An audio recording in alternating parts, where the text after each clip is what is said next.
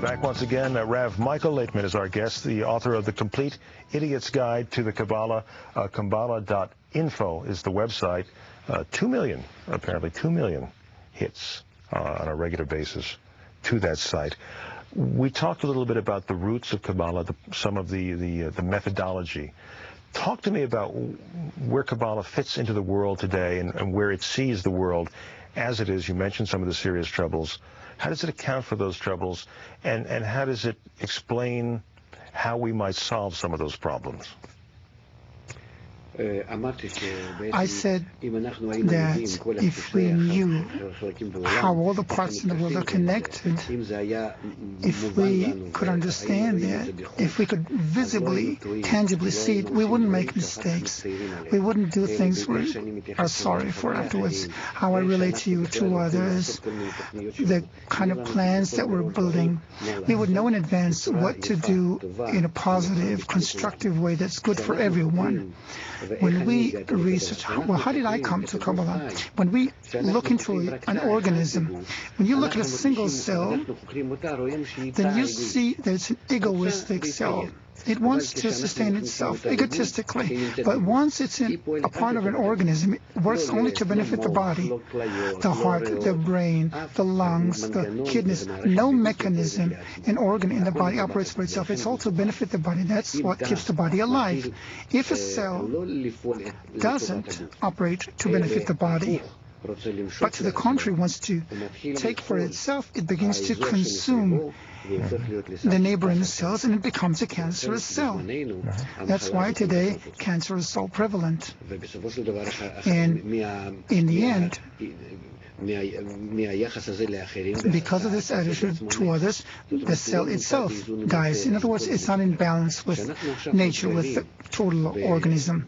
Now that we are discovering, because of the globalization, how we're all connected, the first thing that Kabbalah teaches you is to see how we are consuming others, exploiting them, and how it's bad for us. And then our attitude to them changes. And it happens very directly and simply. You don't need to force a person to do that. Yes, we talked about ethics. You don't need to do any of that. When you started studying Kabbalah, did your personal behavior change? Did your relationships with those you were close to change? Yes, absolutely. Kabbalah changes you entirely, and it doesn't force you. Just by studying, you begin to see how everything is connected, like little cogwheels in a machine. But did you, sorry to interrupt, but did you give up things? I mean, this is not a method that requires individuals to sacrifice their possessions or their family connections, is it? No, God forbid. You don't need to sacrifice anything. On the contrary, you feel how using it, you can become rich and not lose anything in the future. Kabbalah provides global wealth because we're constantly fighting. Sometimes we work very hard just to get something, and a few weeks later, once you have it, we don't enjoy it anymore. And that's how we constantly go about our lives. The more we try and satisfy ourselves, the emptier we feel. Kabbalah comes from the word receiving in Hebrew. So it teaches you how to receive and remain satisfied and fulfilled eternally. It's ongoing, and that's what you get. Well, for instance, let's take a contemporary world challenge, terrorism.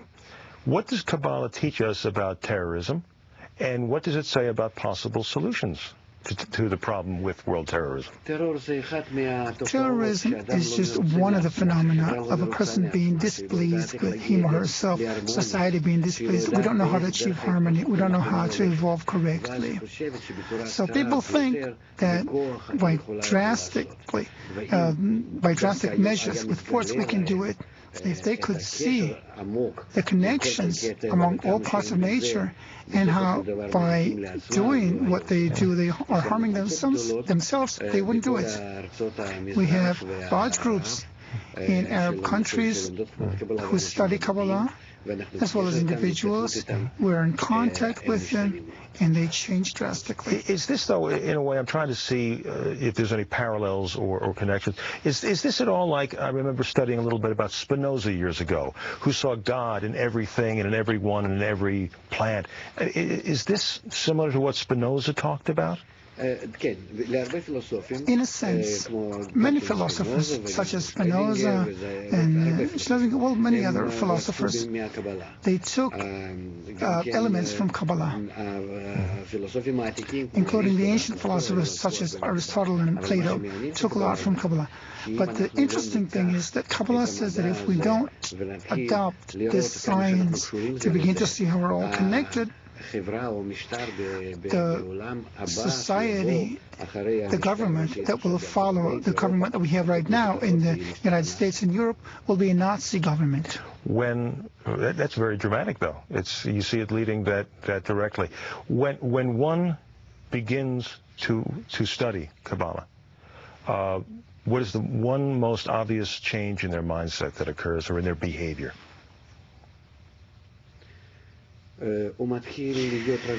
He becomes relaxed. He begins to see himself connected to his environment in such a way that he can manage his life in the optimum way, in harmony with others. You begin to see that the world isn't hostile. You just have to relate to it correctly and develop positive relationship with everything. It makes you so calm and confident and powerful. But is it the practitioner of Kabbalah, their responsibility to try to cure the world's ills, or to let the world come to them seeking the cure? In the end, Kabbalah is the key for happiness. Were you a happy person before, or not? I wasn't happy. I remember myself from, well, as far as I can remember myself, I was always looking to know what I was living for. Why? Where did I come from? What's life for? I couldn't find the answer. That's why I started with biological cybernetics, but I only found it in Kabbalah. And today I am happy. Well, we're happy that you came to speak with us. We have to leave it there for now, but it's fascinating. It is, as we say, a subject that has made so many headlines, and it's nice that we learned a little bit, and we will continue to learn as well. Rav Michael Laitman, the author of The Complete Idiot's Guide to Kabbalah, and also Kabbalah.info is the website. We thank you very much for coming in, sir, and we thank you for watching. We will see you next time.